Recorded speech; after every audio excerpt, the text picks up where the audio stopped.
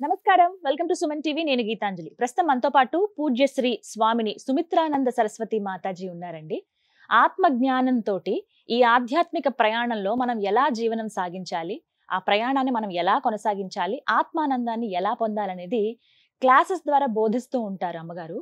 ఇంకొకటి ఏంటంటే, కాకినాడ కొప్పవరం గ్రామంలో ప్రణవ ఆశ్రమాన్ని స్థాపించారు. ఆ ఆశ్రమంలో ఎంతో మంది అండి, అంటే ఒక రకంగా చెప్పాలి, ఏజ్ తో సంబంధం లేకుండా వచ్చి అమ్మగారిని కలవటం కావచ్చు, వారికి క్లాసెస్ ద్వారా స్పిరిచువల్ క్లాసెస్ కావచ్చు, అలాగే మెడిటేషన్ మెటల్ క్లాసెస్ చెబుతూ ఉంటారు. వాళ్ళలో చాలా పరివర్తన అనేది తీసుకొచ్చారని చెప్తారు. అయితే వారిని ప్రత్యేకంగా ఆహ్వానించాము. ప్రస్తుతం సుమన్ టీవీ స్టూడియోలో ఉన్నారు మాతాజీ. వారితో మాట్లాడి ఎన్నో అమూల్యమైన విషయాలు తెలుసుకుందాం. అమ్మగారు నమస్కారం అండి. నమస్తే. అమ్మా, ఫుడ్ హ్యాబిట్స్ మనిషి జీవితానికి చాలా అవసరం అని అంటారు. మిమ్మల్ని ఒకటే ప్రశ్న అడగదలుచుకున్నాను.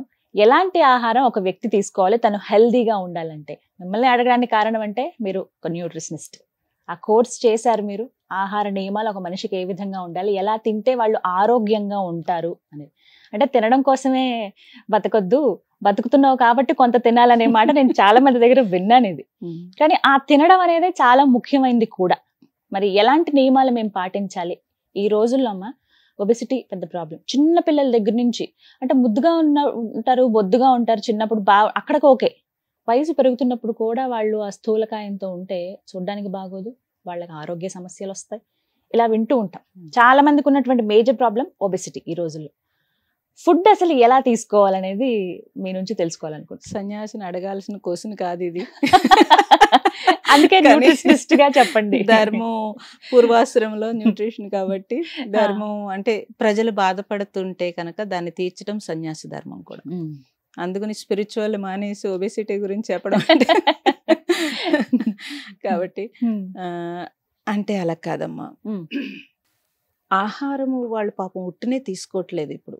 మనస్సు వేగం వల్ల ఇమీడియట్లీ మీరు చూడండి, ఏదైనా ఎక్కువ బాధలో ఉన్నప్పుడు కూడా మనకి ఫుడ్ మీదకి ఎక్కువ వెళ్ళిపోతుంది. అంటే కోపం వచ్చినా ఫుడ్ మీదకి వెళ్ళిపోతుంది అని అంటే, కోపం వచ్చి మానేస్తారు కదా అంటారు, మానేస్తారు, అప్పటికప్పుడే మానేస్తారు. తర్వాత ఆ హార్మోన్లు డబల్ అయిపోతాయి. కాబట్టి మనస్సు వేగంతో ఎక్కువ ఆహారం తీసుకుంటారు. ఇది నేను గమనించింది కూడాను. ఆహారం ఎప్పుడూ కూడా అంటే 3 రకాలు, 3 గుణాలు మనకి: రజస్సు, తమస్సు, సత్వగుణం. ఈ 3 గుణాలు అందరిలోనూ ఉంటాయి. ఈవెన్ ఎవరికైనా ఈ 3 గుణాలు ఉంటాయి. అందులో కొంతమందికి సత్వం ఎక్కువ ఉంటుంది, కొంతమందికి రజస్సు ఎక్కువ ఉంటుంది, కొంతమందికి తమస్సు ఎక్కువ ఉంటుంది. సో తమస్సులో మళ్ళీ 2 రకాలు. ఒకటి శారీరక తమస్సు, బద్ధకం తెలిసిపోతూ ఉంటుంది. ఇంకొకటి మానసిక తమస్సు, ఇది తెలియదు. 190 మందికి ఉంటుంది మానసిక తమస్సు, కానీ ఎవరికి అర్థం కాదు. శారీరక తమస్సు మాత్రం తెలుస్తుంది, అందరినీ ఉపయోగించేసుకుంటాడు, వాడుకుంటాడు, కాబట్టి మనకు కూడా అర్థమైపోతుంది. కొంచెం దూరంగా జరుగుతాం వాళ్ళకి. అవును. మానసిక తమస్సు అంటే ఏంటంటే, మీరు చెయ్యాలనుకున్న పనిని వాయిదా వేస్తున్నారంటే మీకు మానసిక తమస్సు ఉందని మీరు గుర్తించాల్సి ఉంటుంది. ఈ తమస్సు లక్షణాలు, పూర్వం మనకి తమస్సుని వాళ్ళు దరిద్రంతో పోల్చారు. అందుకే చూడండి, ప్రొద్దుటే లెగవపోతే దరిద్రం అనేవారు, పని చెయ్యకపోతే దరిద్రం అనేవారు, లక్ష్మీదేవి రాదని చెప్పేవారు. అవును. అలా వాళ్ళు తమస్సుని ఎందుకు దరిద్రంతో పోల్చారు అని అంటే, అది ఉంటే సక్సెస్ అవ్వడు కాబట్టి. ఎవరైనా సరే, గృహిణి, చదువుకున్న వాళ్ళు, వ్యాపారం ఏదైనా సరే. సో మనకి 3 గుణాలు ఏదైతే ఉన్నావో ఆ 3 గుణాలకి తగ్గ ఆహారం కరెక్ట్ గా తీసుకుంటే గుణాలు రేజ్ అవ్వకుండా ఉంటవి. మనం తీసుకునేదే ఇప్పుడు తమస్సు రజస్సునిచ్చే ఆహారం. మీరు నిలవ ఉన్న ఆహారాలు, ఫ్రిడ్జ్ లో ఆహారాలు, నిలవ ఉండేవి ఫ్రిడ్జ్ లో అన్ని తమస్సునిస్తాయి. అవి తీసుకోకూడదు. ఉప్పులు, కారాలు, మసాలాలు, బిర్యానీలు అన్ని రజస్సునిస్తవి. ఓకే. ఈ 2 పిల్లలకి పెట్టేస్తారు. ఎంత ఆశ్చర్యం అంటే, పిల్లలకి ప్రొద్దుటే అలాంటివన్నీ పెట్టి వాడు స్కూల్కి పంపితే వాడికి మత్తు వచ్చేస్తూ ఉంటుంది. ఏం వింటాడు వాడు అసలు? క్లాస్లో వినకపోతే వాడు ఎలా పాస్ అవుతాడు అసలు? రాత్రి పార్టీకి తీసుకెళ్లి పిల్లవాడిని అన్ని రకాలు పెట్టేసి ప్రొద్దుటే స్కూల్కి లేపి పంపించేస్తారు. రాత్రి తిన్నది వాడికి ప్రొద్దుటే తమస్సు వచ్చేస్తూ ఉంటుంది. కూర్చుని ఎదురుగుండా కళ్ళు మూస్తే తిడతాడు కాబట్టి మాస్టర్ కళ్ళు తెరిసి, నేను టీచర్ని కాబట్టి బాగా తెలుసు మాకు. కళ్ళు తెరిసి ఎంత చిత్రం అంటే రాత్రి మిగిలిపోయిన బిర్యానీ ఫ్రిడ్జ్ లో పెట్టి అది క్యారేజీలో పెడతారు తల్లులు. వాడు ఆ బిర్యానీ తెచ్చు, అదేంటి అది అలాగా అలా ఎలా తెచ్చుకుంటావు అని అంటే, చల్లగా ఉంటుంది కదా అంటే, పర్వాలేదు మధ్యాహ్నానికి మామూలు అయిపోతుంది మేడం అనేవాడు. చాలా బాధ అనిపించేది నాకు.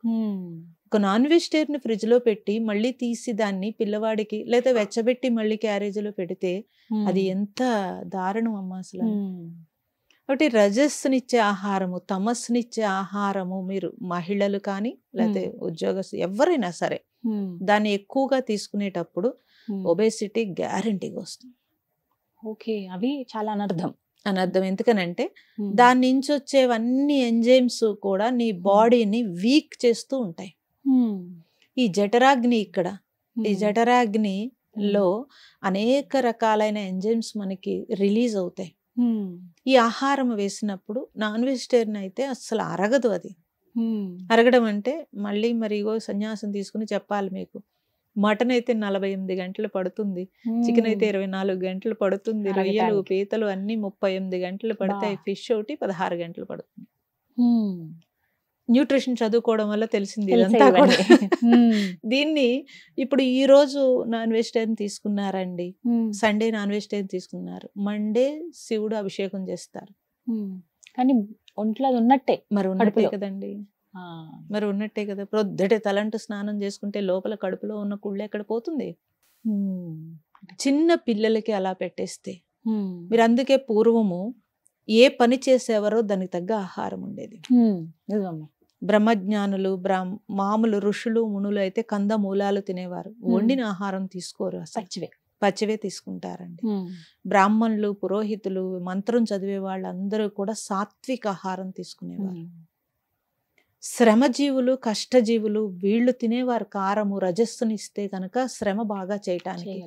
అలాగే ఆ శ్రమ చేసినప్పుడు బయట ఎండ ఏదైతే ఉందో అది మన బాడీకి ఒక్కటే ఇబ్బంది పెట్టకుండా లోపల నుంచి కూడా హీట్ తీసుకొచ్చేవారు. అలాంటి ఆహారం ఉండేది. అందుకే వాళ్ళు పచ్చడి అన్నం తినేవారు. పచ్చడి అన్నం తిని 6 గంటలు పనిచేసేవారు, 12 గంటలు పనిచేసేవారు. లోపల నుంచి ఆ హీట్ పుట్టడం, ఎండలో పనిచేయాలి. అవును. ఇప్పుడు అలా ఏం లేదు, అందరూ అన్ని ఆహారాలు తీసేసుకుంటారు. ఏసీ గదుల్లో కూర్చుంటాం మొత్తం 12 గంటలు 10 గంటల వరకు. లోపల నుంచి హీటు, బయట నుంచి కూలింగ్. బాడీ ఎలా అవుతుందమ్మా? చాలా కష్టం. Pure opposite. ఇప్పుడు పూర్తిగా సమయాలు బట్టి మాట్లాడుకుంటామా, బ్రేక్ఫాస్ట్ కి అసలు ఏది అనువైనటువంటి ఆహారం? నేనైతే అసలు బ్రేక్ఫాస్ట్ వద్దంటాను. అవునా? మన పూర్వీకులు అందరూ కూడా ఉదయం 10 గంటలకి లేదా తెల్లవారుజాముని మనం వెళ్ళారనుకోండి, పొలం వెళ్ళి శుభ్రంగా పని చేసేసి వచ్చేసి భోంచేసేవారు. అలా వచ్చి భోంచేసేవారు, కాసేపు రెస్ట్ తీసుకుని మళ్ళీ పొలం వెళ్ళిపోయేవారు, అలా భోంచేసేవారు. లేదు ఆ తర్వాత కూడా చాలా మంది, ఇప్పుడు కూడా మీరు ఏదో చెప్తున్నారు ఇంటర్ ఫాస్టింగ్, ఇంటర్మీడియట్ ఫాస్టింగ్ అని ఇప్పుడు చెప్తున్నారు. ఉన్నదే కదండి అది. అవునా? పూర్వం ఉన్నదే కదా. 8 గంటలు తినాలి, 16 గంటలు ఉపవాసం. అంతే కదా. ఉపవాసం నాకు తెలియదు కానీ ఉన్నదే అది. ఎందుకని ఈ టిఫిన్లు ఇవన్నీ కూడా ఎప్పుడొచ్చినాయి అమ్మా? ఒక 20 years నుంచి తర్వాత వచ్చినాయి, కానీ అంతకు ముందు లేవమ్మా. అన్నమే తినేసేవారు. ప్రొద్దుటే అంటే బయటికి స్కూల్కి వెళ్ళిపోతే సద్దనం తినేసి వెళ్ళిపోయేవారు. సో క్యారేజీ పెడితే పెట్టేవారు, క్యారేజీ పెట్టకపోతే మళ్ళీ సాయంత్రం వచ్చి రాగానే, స్కూల్ నుంచి రాగానే భోంచేసేసేవారు. అంటే 2 పూట్లైనా భోజనం. అంతే. ఒకవేళ తర్వాత క్యారేజీలు వచ్చినాయి, అంతకుముందు క్యారేజీలు లేవండి, అంతకుముందు లేవు. స్కూల్స్ లో ఏదో తర్వాత గవర్నమెంట్ ఉప్మాలో ఏవో పెడితే అది కొద్దిగా తీసుకునేవారు అంతే, తప్పించి అంతకంటే భోజనం లేదు. సో ఆహారం టిఫిన్ ఎప్పుడైతే వచ్చిందో ఒబేసిటీ అప్పుడు వచ్చిందంటాను నేను. మీరు ప్రొద్దుటే అనేక రకాలు తినేయడం, అది కూడా ఆయిల్ ఫుడ్ తినేయడం, ఆ తర్వాత మళ్ళీ భోజనంలో అన్ని ఆయిల్ ఫుడ్స్ తినేయడము, మళ్ళీ రాత్రికి ఉదయం మీరు చక్కగా లిక్విడ్స్ ఏదో ఒకటి తీసుకోవచ్చు. ఎనీ లిక్విడ్ మీరేం తీసుకుంటారో ఎనీ లిక్విడ్ ఏదో ఒకటి తీసుకోవచ్చు. ఒబేసిటీ ఉంటే ఒకలా తీసుకోవాలి, ఒబేసిటీ లేకపోతే ఒకలా తీసుకోవాలి. జ్యూసెస్ అన్ని ఒబేసిటీకి పనిచేయవండి, అది పనిచేయవు. వాళ్ళకి ఎంతసేపు ఫ్యాట్ ని కరిగించేవి అలాంటివే కషాయాలు ఉండాలి. గిషాయాలు అలాంటివి ఏమైనా తీసుకోవాలి. లేదు అంటే కనుక మీరు శుభ్రం కాఫీ టీలు ఒకటి, ఉదయమే కాఫీ టీలు ఫస్ట్ మీరు ప్రొద్దుటే కూడా రకరకాల బర్నింగ్ ఉంటుంది మనకి. ఆ టైంలో ఏమీ తీసుకోకుండా కాఫీ అసలు తాగకూడదు. కాఫీ కానీ టీ కానీ ఏదైనా సరే దానికి తీసుకోకూడదు అసలు. ఏదైనా ఆహారం తీసుకున్న తర్వాతే కాఫీ టీలు తీసుకుంటే కనుక అది పెద్ద హెల్త్ కి ఇబ్బంది పెట్టదు. సో ఆహారము నియమము అని ఏమీ లేదు, కానీ మీరు మీ ఇంట్లో స్వచ్ఛంగా, నేనేం చెప్తానంటే అసలు గృహిణులు కానీ గృహస్థులు కానీ ఎవరైనా సరే, పోనీ జాబ్ చేసినా సరే, మీ ఇంట్లో మీరు ఎంతో కొంత ప్లాంటేషన్ ఆకుకూరలు లాంటివి మీరు వేసుకుంటే కనుక కొంచెం పురుగుల మందులు ఇవి లేకుండా కొంచెం మీ ఆరోగ్యం కాపాడుకోవచ్చు అంటాను. మామూలు మొక్కలు పెట్టుకునే బదులు కనీసం ఈ మొక్కలు పెట్టుకుంటే కనుక మీరు పిల్లలకు కానీ మీకు కానీ చక్కగా, అదంటే మేము బాల్కనీలే ఉన్నాయి అని మీరు అనుకుంటే, అపార్ట్మెంట్ 25 సంవత్సరాల నుంచి నేను ఆర్గానిక్కే తింటున్నాను.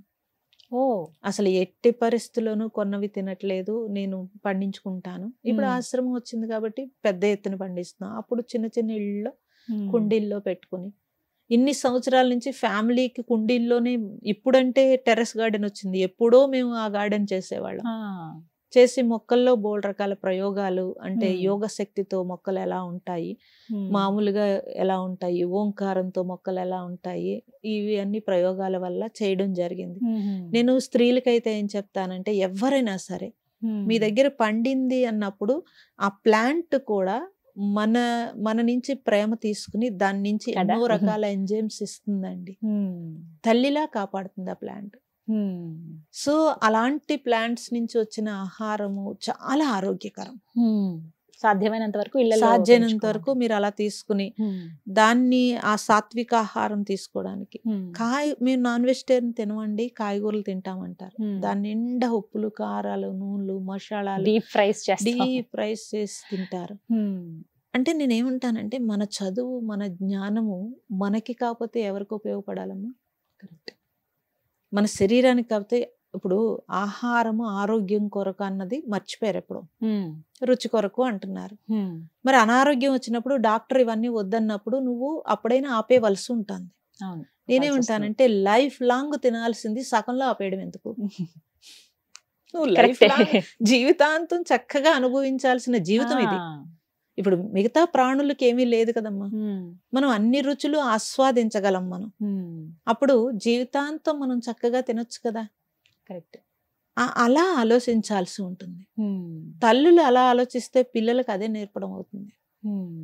చక్కగా అలా చేస్తే అసలు ఒబేసిటీ అనే మాటే లేదు, అసలు ఉండదు, అసలు మాటే లేదమ్మా. మధ్యాహ్నం ఖచ్చితంగా ఆహారంలో ఉండాల్సిందంటూ అంటే మీరు ఉదయం భోంచేసేస్తే కనుక మధ్యాహ్నం ఫ్రూట్స్ తీసుకోగలిగితే, సాయంత్రం మళ్ళీ మీరు ఏదైనా టిఫినో లేకపోతే మీకు నచ్చినట్టు ఏదో ఒకటి చేసుకుని, ఏదైనా మీరు ఆయిల్, ఉప్పు, కారం, స్వీటు ఈ 4 పదార్థాలు తగ్గించిస్తే, తీసేయమని నేను చెప్పట్లేదు, పూర్తిగా తగ్గించిస్తే, అంటే స్లోగా తగ్గించుకుంటూ వస్తున్నారు అనుకోండి, అలవాటు పడిపోతుంది నాలుక.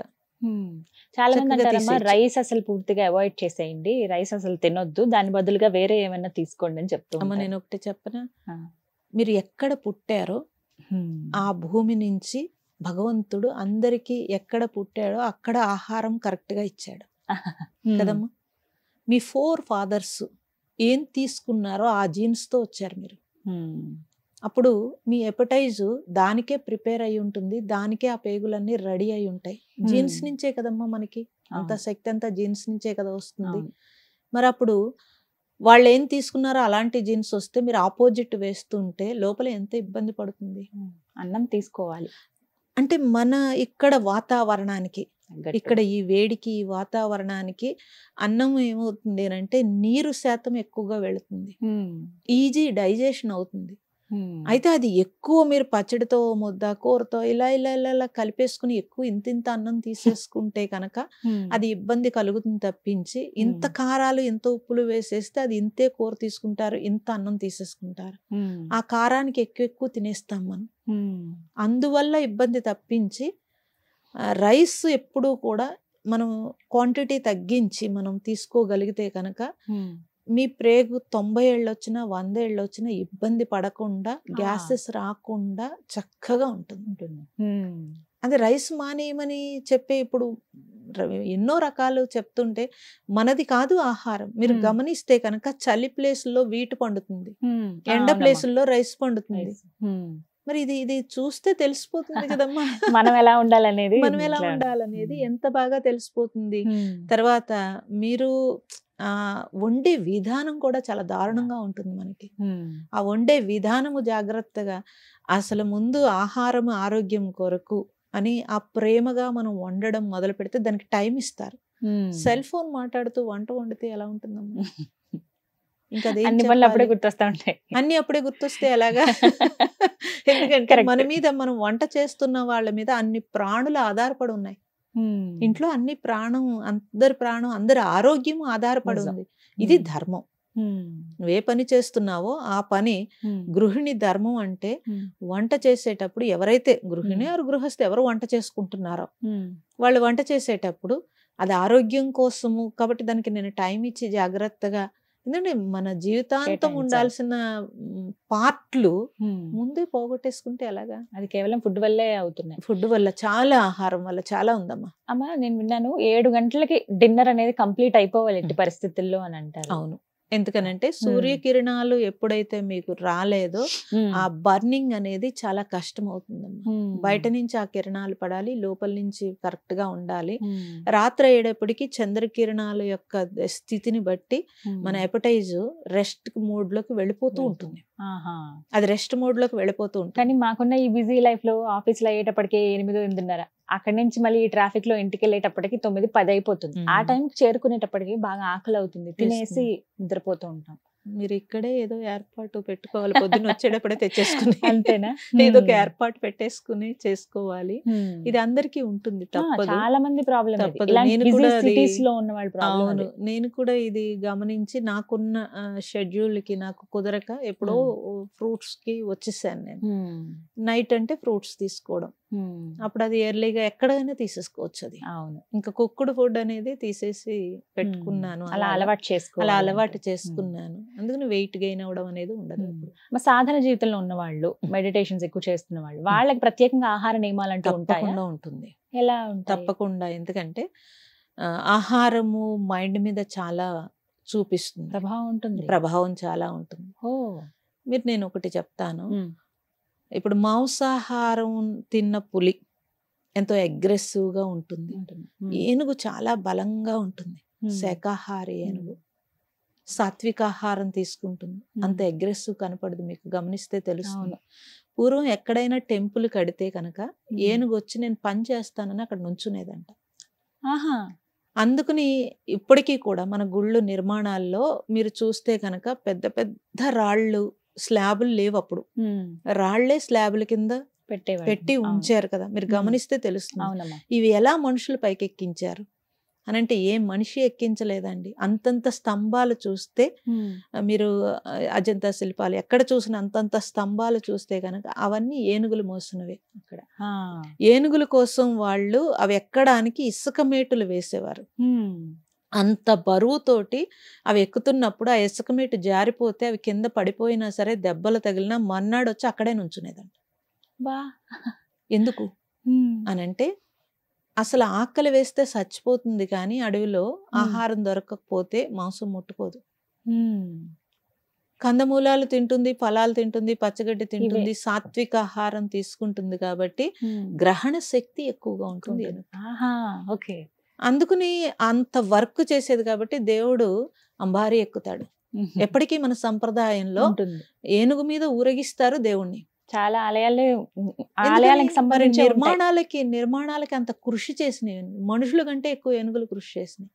అంటే ఆహారం ఎంత చేసిందమ్మా, గమనిస్తే తెలుస్తుంది మనకి. మన ఇంట్లో కూడా గమనిస్తే సాత్వికాహారం తీసుకున్న వాళ్ళు చాలా సత్వగుణంతో ఉంటారు.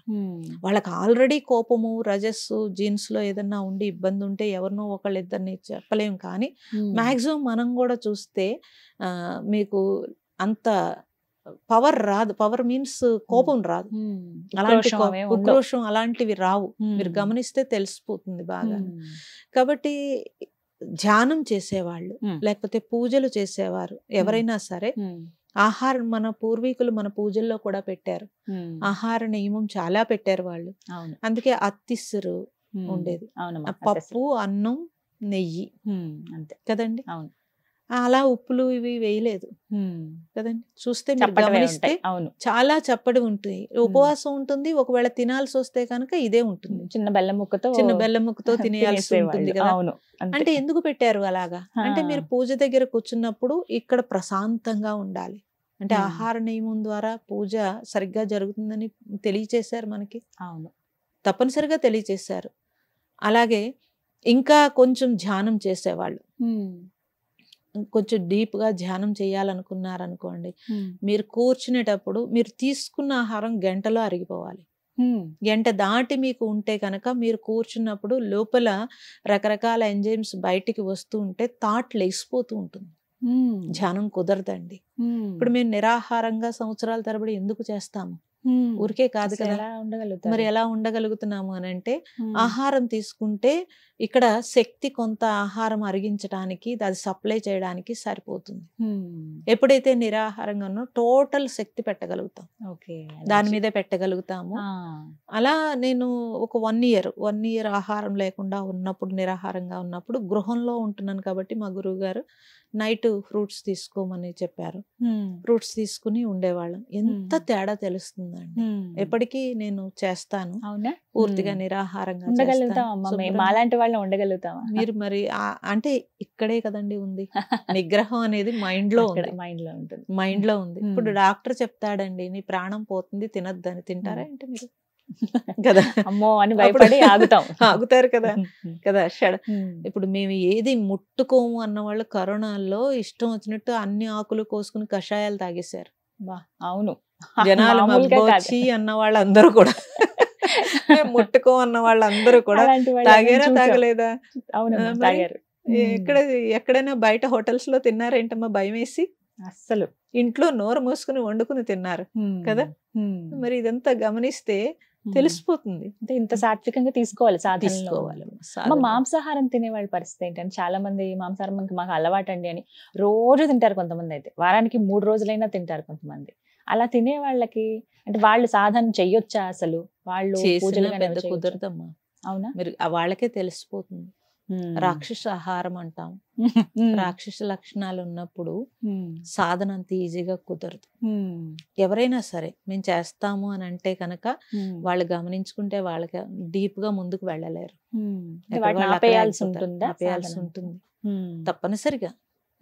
సాధన చేయాలి, లేకపోతే మీరు ప్రత్యేకంగా భగవంతుడి కార్యాలు ఏవైనా సరే నాన్ వెజిటేరియన్ తో వర్కౌట్ అవ్వదు అస్సలు. డీప్ సాధన అవ్వదు. మామూలుగా ఏదో స్పిరిచువల్ లో ఉంటారు. స్పిరిచువల్ వేరు, సాధన వేరు. స్పిరిచువల్ లో ఆధ్యాత్మికత అంటే నేర్చుకుంటారు, తెలుసుకుంటారు, ఉండడం అంతే. కానీ సాధన మాత్రం కుదరదు, కష్టం. కానీ ఈ నియమాలు పాటిస్తే ఖచ్చితంగా హెల్దీగా ఉంటారు. తర్వాత వాళ్ళ వైబ్స్ అన్ని హెల్దీగా ఉంటాయి. వాళ్ళ వైబ్స్ హెల్దీగా ఉంటాయమ్మా. ఉంటే ఇప్పుడు ఇంటికి దీపం పెడితే మంచిది అంటున్నారు. నువ్వే దీపం కదా. నువ్వు శుద్ధి అయితే ఆ ఇల్లంతా శుద్ధి అవుతుంది కదండి.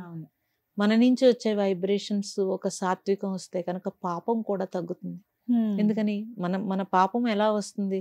పాపం అంటే ఒక మర్డర్ చేయటము, ఒక దొంగతనమే పాపం అనుకుంటారు. అవి మహాపాపాల్లోకి వస్తాయి. మరి ప్రతి క్షణం మన ఆలోచనతోటి, మన మాటతోటి, మన చేష్టతోటి ఎన్ని పాపాలు చేస్తామమ్మా. మరి ఇదంతా కూడా కర్మ రూపంలో మళ్ళీ నువ్వు అనుభవించాల్సి ఉంటుంది కదా. మరి నా కర్మ కాలిపోయింది, నా ప్రారంధం ఇలా ఏడిసిందని మనం తిట్టుకుంటున్నాం కదా. మరి జాగ్రత్తగా పూర్వం అంతగా చెప్పారు, ఆచితూచి అడుగు వేయి అంటే కింద చూసుకోమని కాదు, ఆలోచన కరెక్ట్ గా ఉంచమని, కరెక్ట్ గా ఉంచమన్నారు. ఉంచితే ఏ పాపము లేకుండా నువ్వు చక్కగా నువ్వు బాగుంటావు, నీ చుట్టూ ఉన్న వాళ్ళందరూ బాగుంటారు. చాలా బాగా చెప్పారు.